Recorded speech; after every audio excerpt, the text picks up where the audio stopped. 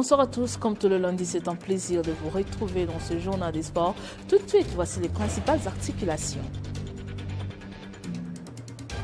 La 26e édition de la Coupe d'Afrique des Nations d'handball senior dame a tiré ses rideaux le samedi dernier à Kinshasa avec le nouveau sacre de l'Angola au détriment du Sénégal qui l'a battu en finale au gymnasme du stade des Martyrs de la Pentecôte.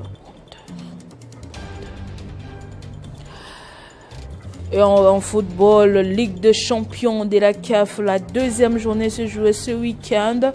Le tout-puissant Mazembe a été battu ce dimanche par Al Hilal Omdurman de Florent Ibenge par 2-1. Un jour avant, au pays, Maniema Union a résisté avec un nul face à Raja de Casablanca.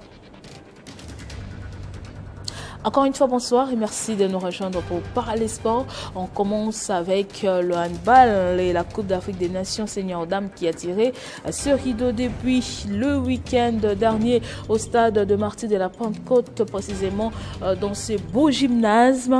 Et c'était sans surprise, les antilopes noires d'Angola continuent d'imposer leur loi sur les continents en remportant leur 5e CAN d'affilée.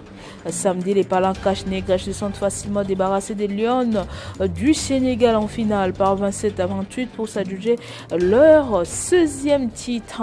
Décidément, l'Angola n'a pas encore trouvé un adversaire de taille ces 5 dernières années sur le continent et ira défendre son titre à la Coupe du Monde de spécialité des handball. La RDC, pays organisateur, a terminé 5e sur le podium après avoir battu le vendredi dernier le Congo-Brazzaville en derby du fleuve Congo, passez-moi l'expression.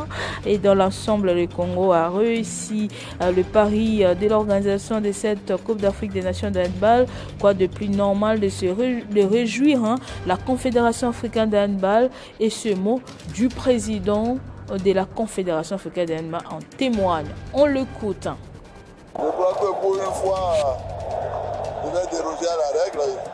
Ce qui reste important, c'est plutôt l'appréciation des délégations de ceux qui ont représenté leur pays respectif pour fouler le sol quinois et qui ont découvert beaucoup de choses, notamment l'accueil légendaire, n'est-ce pas, du peuple congolais, la disponibilité des leaders d'opinion, des autorités, et notamment du chef de l'État, qui ont donné un sens à cet événement. Et je crois qu'il ne serait pas de trop, n'est-ce pas, de conclure pour dire que pour un coup d'essai, c'est un coup de maître. Et je voudrais, au nom du conseil d'administration de la Confédération africaine de handball, au nom de toutes les délégations, exprimer la gratitude au chef de l'État, qui a bien voulu, n'est-ce pas, permettre l'organisation de cet événement qui reste inédit, puisque là, on peut conclure également que nous venons d'ouvrir la porte à des événements internationaux statutaires, n'est-ce pas. Et je suis très heureux que cela soit le handball qui soit honoré en ouvrant cette porte. Ce qui est certain, les pays me chargent de vous dire qu'ils ont envie, qu'ils ont bien envie de revenir ici parce qu'ils ont gardé des souvenirs très profonds de tout ce qui s'est passé ici, de tous les moyens qui ont été mis en œuvre pour rendre le séjour de tout le monde très agréable, ce qui a permis, n'est-ce pas, d'assister à ce beau spectacle. Et on va parler football à présent. Les unionistes ont évité les pires devant les Raja de Casablanca samedi au stade des Martyrs de la Pentecôte en match comptant pour la deuxième journée de la Ligue des champions de la CAF. Mais en première période, par les Rajouis, Maniema Union a réussi à remettre les pendules à l'heure grâce à Bakassou Banka à la 79e minute d'une puissante frappe à l'entrée de la surface. Un but partout, score final du match. Maniema Union pouvait faire mieux qu'un match nul au regard des occasions de but qui s'est procuré dans cette rencontre. Les Kambele Mbele pourront chercher leurs 3 premiers points ce samedi face à l'AS FAR Rabat en match comptant pour la 3e journée. Et si Maniema Union a déjoué le piège des Raja, Mazembe par contre a trébuché face à Al Ahly Omdurman. Avant de voir ce match de Mazembe, on va d'abord écouter le coach des Maniema Union qui s'exprime après ce nul enregistré face à Raja.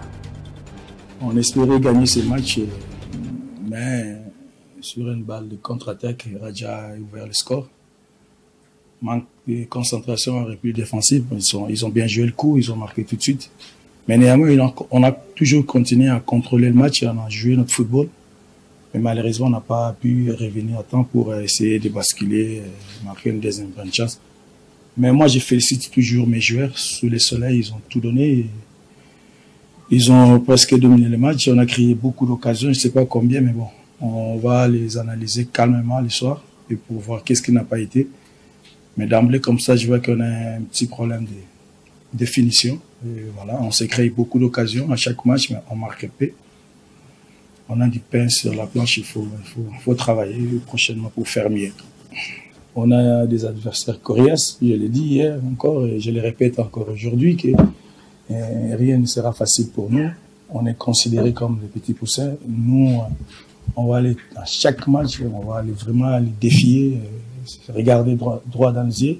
Nous, c'est la première fois qu'on arrive là, mais on veut, comme on dit, la petite vient en mangeant. Et on veut passer, hein, mais bon, on va tout donner, on va voir. À la fin, on va faire des comptes. Mais maintenant, on sait qu'on est capable, on a des joueurs talentueux, très physiques, qui jouent bien au football, collectivement aussi. On a prouvé ça en Afrique du Sud et aujourd'hui encore. Voilà, il y a encore 4 matchs à jouer. Il faut aller chercher beaucoup plus de points ou marquer plus que l'adversaire. C'est ça notre problème qu'on a. Et j'espère que ça va se débloquer la semaine prochaine. C'est ça le football. Dominer, c'est pas gagner. Il faut marquer des buts. Complexe, non, je dirais jamais qu'ils sont complexés. Rien, loin de là.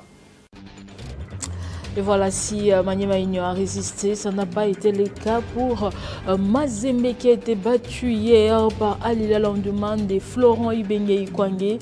Les Corbeaux qui ont vécu le calvaire pour rejoindre la Mauritanie n'ont pas tenu jusqu'au bout face à Al Hilal. Mené à la 22e minute, le tout-puissant Mazembe va revenir dans le match à l'heure de jeu grâce à Oscar Kabouit.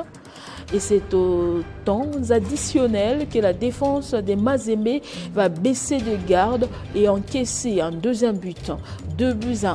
Al Hilal réussit son coup et enchaîne une deuxième victoire après celle enregistrée face à Young Africans, le club tanzanien qui a été battu de nouveau par Mouloudia Club d'Alger.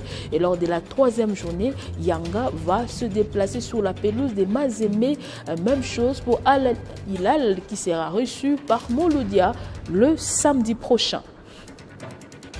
Venons-en au championnat de la Lico Cash, plutôt les Dauphins Noirs retournent petit à petit leur instant de victoire. Le club a enchaîné 3 matchs pour 3 victoires. La dernière en date est celle face à l'Étoile du Kivu hier au stade Tarafaya de la Kétule. Les Moscovites ont été portés par Héritier Luvumbu Nzinga qui a signé un doublé dans ce match, respectivement au 45e et 76e minute de jeu. Et au stade de jeunes de la Katoka, de Kananga, Sa Majesté Sangabalende a battu petitement l'US Chinkunku grâce à Mukendi Mukanga, élu l'homme du match. Et c'est depuis samedi que le trophée d'homme du match est arrivé à Kananga sous la conduite de Jado Luanda, responsable événementiel d'Ilico Cash. Parmi les équipements apportés, il y a le trophée homme du match, les équipements destinés aux arbitres, un lot de cartons jaunes et rouge, les tenues des arbitres ultra modernes et tous les articles nécessaires pour le branding du stade de jeunes de Katoka. Suivez. Le 4e arbitre. L'arbitre central saura qu'il y a changement parce que les sons que j'attends ici, c'est le 4e arbitre. Mais aussi avec les oreillettes, il peut déjà dire à l'arbitre central, il y a changement, il y a changement. On a tout simplement essayé de lier la parole à l'acte ou aux actes. Ça fait longtemps qu'on attendait ça. Maintenant que nous venons d'entrer en possession de tous ces éléments qui vont aider nos arbitres et tout le monde même de se parfaire Je crois que c'est un bon événement et ça nous arrange. Ce championnat, c'est un championnat national. C'est un championnat pour l'intérêt de tous les sportifs, de tous les footballeurs congolais. Voilà pourquoi est-ce qu'aujourd'hui, j'ose croire que même nous, on a eu un ouf de soulagement pour dire qu'on a pu réaliser ce qui a été promis. Vous avez vu vous-même, on était avec vous, de voir dans nos propres mains le trophée homme du match. Il a reçu aux mains du représentant de la Lina Foot, qui est notre point focal, M. David Limé, les équipements des arbitres, les oreillettes, le grapplet VIP, et puis quoi encore, je dirais, le tableau de changement, table de changement de joueurs. Donc voilà, tout a été fait et c'était vraiment quelque chose de bien.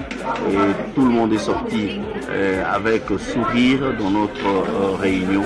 C'était quelque chose de bien. Donc désormais, la ville-province de Kananga va vraiment abriter ce championnat avec tous les décors possibles du Licocash Ligue 1, avec tout le matériel adéquat pour l'utilisation d'articles des arbitres, avec le trophée désormais.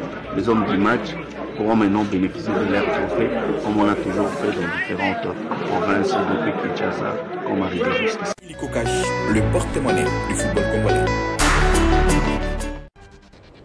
Et en tennis, Mazembe tient son nouveau comité. Cette nouvelle équipe a été élue samedi au cours d'une assemblée générale élective et elle sera dirigée par Sandrine Longolongo pour un mandat de 4 ans. Élue pour un mandat de 4 ans, Sandrine Longolongo va désormais présider à la destinée du tennis club Mazembe. Celle qui était jusque-là vice-présidente du club remplace à ses postes Nono Landou, auteur d'une gestion exemplaire pendant 4 saisons. Nono Landou reste dans le comité comme membre cette fois-ci. La présidente élue est consciente des défis à relever. Le TP Mazembe Tennis Club est aujourd'hui un modèle pour nombre d'autres clubs. Et nous avons de solides fondations sur lesquelles nous pouvons continuer à construire. Merci à eux pour leur dévouement. Aujourd'hui, nous faisons face à un moment crucial dans l'histoire de notre club.